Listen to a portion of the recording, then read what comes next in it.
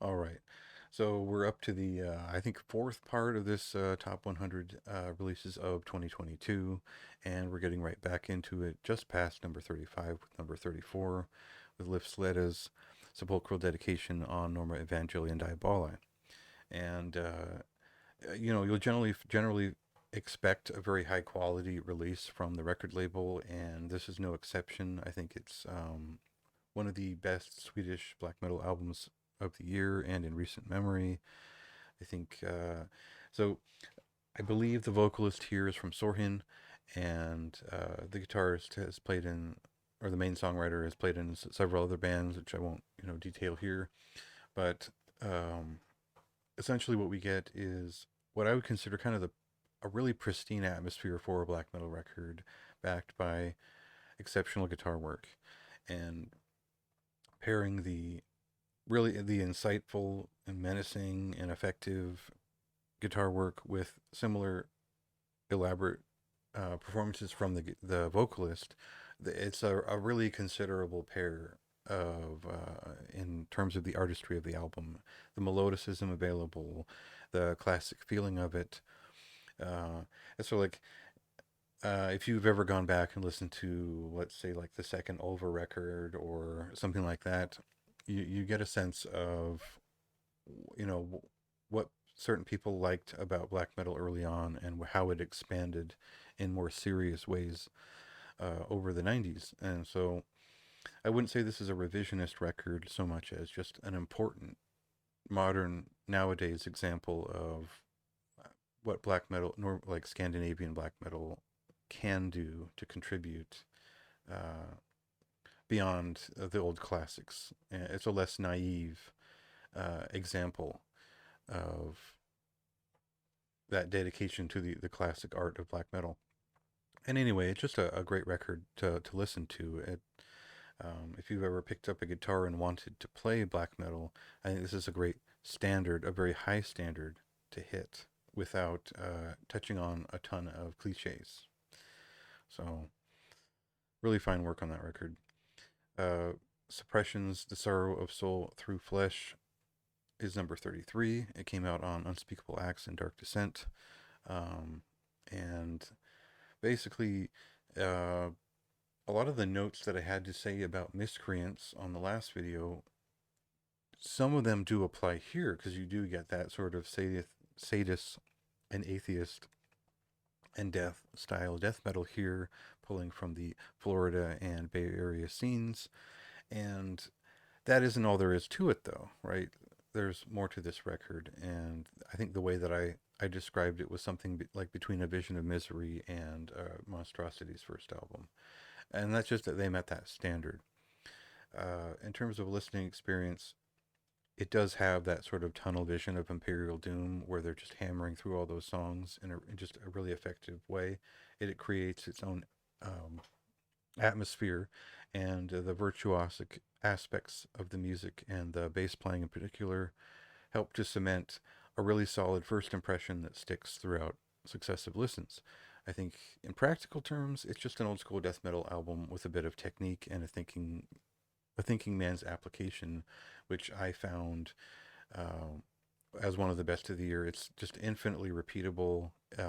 It's an incredible debut, and I expected nothing less. Basically, after hearing their demo work and all that, and knowing that these guys have played in some of the better Chilean bands of the last several years, like Ripper. So, just an unexpectedly fine result from that band, and I look forward to what they do next. Um, so, uh, Number 32 is Jade's The Pacification of Death out on Pulverized Records, and this is a lot of people have described this in many different ways because it is a unique sound. And I've seen everything from what was it, like Bolt Thrower meets Rotting Christ. I've seen people describe it as Hooded Menace, Death Doom, and I was describing it as sort of like uh, Bolt Thrower meets Bolzer. Uh, Whatever. It's semi melodic, mid paced death metal with a unique vocal, a unique dual vocal style, which has both death metal growls in a kind of a death doom metal feeling, and also has a declarative, shouted uh, register otherwise. It if you're interested in not only polyphonic performances in guitar music, I think that this has a polyphonic effect which is shared between the vocals and the expression of the guitars to where it's almost difficult to focus on what's happening, and it makes it all very surreal, and it becomes, I think, aptly described as atmospheric death metal. And but also there is a strong melodic basis and an actual death metal side to all of it. So really impressive stuff from this German slash Spanish project. And yeah, I mean, you'd think that it might be a little bit of a gimmick when you first pick it up, but it actually holds up quite well. And the level of detail and artistry put into this record does make it this valuable overall. I found myself coming back to it quite a bit after reviewing it. Um, Now, another Swedish black metal album uh, on the list, number 31, is Sade's Svarter Soul, out on Urtod Records.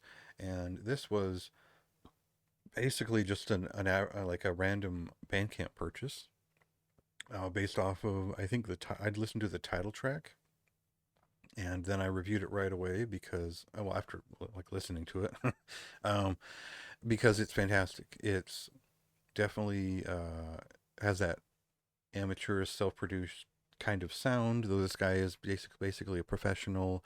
On past records, he had kind of a different style. He'd worked with different people. I think this is a little bit more of a singular sound that goes for a raw and very specific sound, which is rooted in the classics of Swedish and Norwegian black metal. Think of like Istop or Isvind. That you'd have to really dig through the review to find the right references there, but there's also kind of a Bathory-esque affect to it, which I found really effective. And it's really one of the things where I don't know that much about the release, but I sure listened to it about 100 times, this year. So there you go. Um, so Dream Endings Song of Salvation is number 30. Of course, it's a fine work. Comes for $20 spin. The standard is very high for the production values from Arthur Rizek and the engineering team otherwise. And um, it's the guitarist from Tomb Mold and the guy from a million bands, Justin Distor of Innumerable Forms, who you'll recognize from this list. And it's their death doom slash progressive rock thing that is great. I think the first record was a little bit more death metal. This one is a little bit more uh, rock opera. Not well, not it's there's a little bit of a guitar hero on this record. There's a little bit of a like a atmospheric death doom metal side. There's a little bit of a progressive rock side.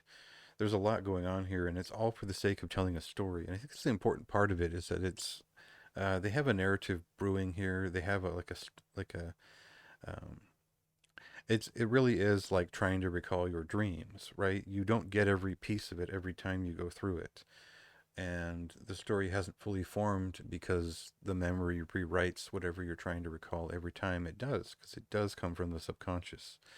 So I think that they were very driven in the process of creating their first two records, and so this one was more cerebral, more meditative, more reflective on what had been accomplished in the breakthrough of the first one. And you see a self-realization happening in the course of this album. It was really impressive. I love kind of the 70s styled presentation of some of this, the layout in some of it, and it stands out as just something unlike anything else in 2022, which still mostly satisfies like the death doom that I'm looking for as well. Obviously, I'm always going to prefer full on death doom metal and the atmospheric side of that, but this had places to go, and I liked where it went. Number 29 is Cosmic Putrefaction's Crepuscular Dirge for the Blessed Ones on Profound Lore Records. I warned you there'd be a lot of profound lore on this. They put out a lot of records this year, and this is probably the best release from the artist so far. There were some aspects of the previous one that I liked more in terms of some of the arrangements being a little bit more open, uh, just breathing a little bit more. But this is so packed with both technical and thoughtful and catchy guitar ideas. It's just it doesn't have time to be a spectacle because it's accomplishing so much within every moment. And in that way, I think it'll really appeal to fans of both technical death metal and progressive death metal, but also just anyone who is looking for challenging and creative guitar music in general. Uh, I think it really is an unexpected point of refinement from someone who was already on like a really impressive trajectory. I think I was expecting like a symphonic death metal record, honestly, based on some of the previous the conclusion of the previous record. So this was a different direction that was pretty brutal, and I think the drummer who also did session work on the most recent Heaving Earth record and played in Hideous Divinity, drums on here, and it really gives well, literally just a kick to this record that made it something stand out. And I went ahead and interviewed the artist, which you can read there this year, and really appreciate what he had to say. So number 28 is Corpsest's Succumb to Rot on Dark Descent Records, another label you'll find all over this list just because they put out so much and all of it is such quality.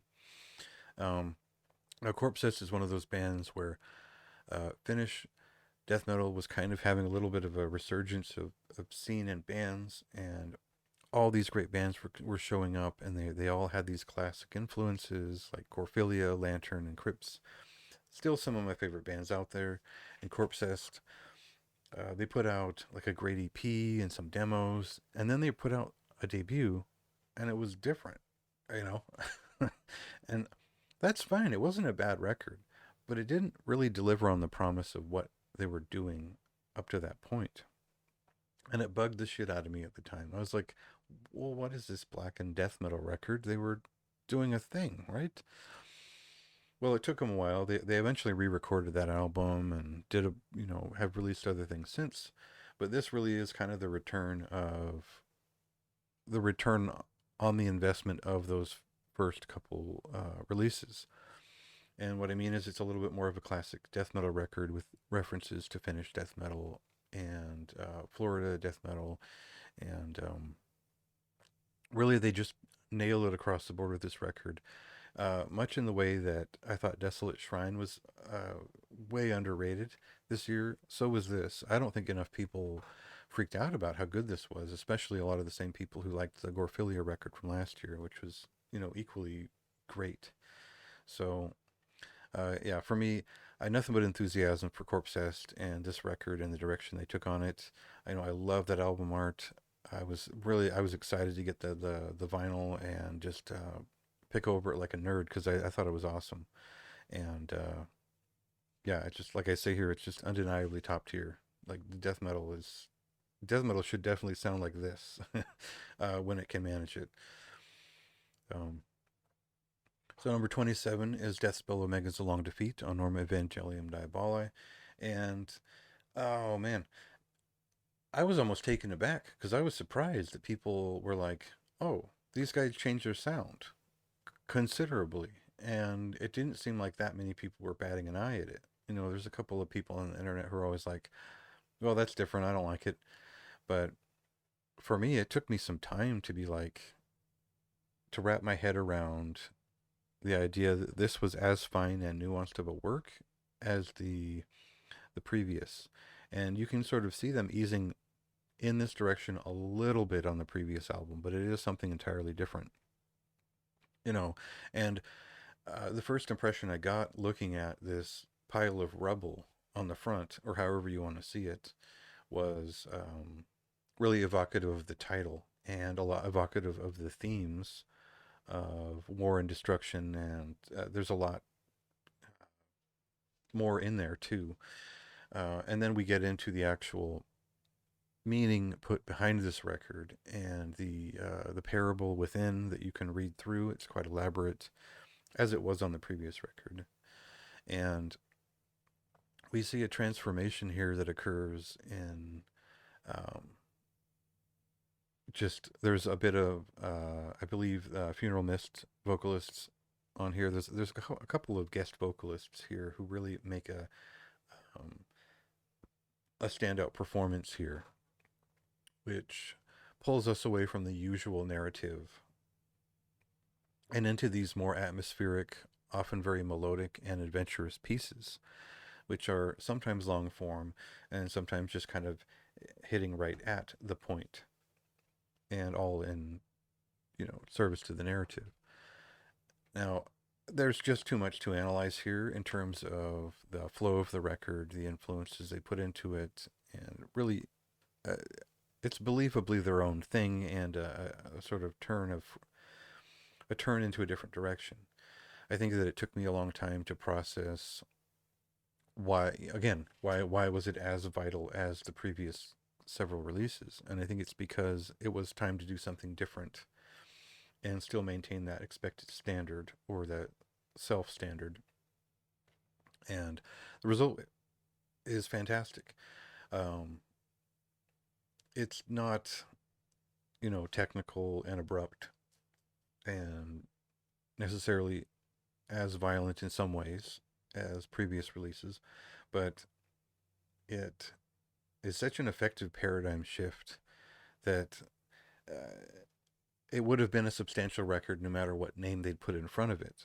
Just the fact that it is a Decibel Omega record is kind of, it should be mind blowing enough. But I think that this would have been noticed and appreciated even if it didn't have the Decibel Omega name on it. So I think that says enough about it. I think reading through the booklet, getting a sense of the story that they're painting here, was one of my favorite parts of 2022. And I didn't see enough people praising this record throughout the year, probably because it is particularly not only challenging but memorable in a different way than anything they've released has been. So, very much worth taking another look at if you breezed past it or hadn't really paid attention to the nuances available, because I think this is one of those records that keeps giving more of a conversation the more you put into it. So number 26 is a 7-inch single, one of my most wanted releases from 2022. Poison Ruins, Not Today, Not Tomorrow, out on Roach Leg Records. So this is at number 26 because it is it's just a group of a few songs that I listen to hundreds and hundreds of times throughout the year. This is one of my favorite more recent bands, and I think this is some of their best material. As to what they are, well, it's an Oi influence. The way I see it is, it's a dark post punk band, very much in the 70 kind of 1979 style, without the art punk involved, and a bit of Oi pushing the catchiness of their songs, which have a dire tone in general.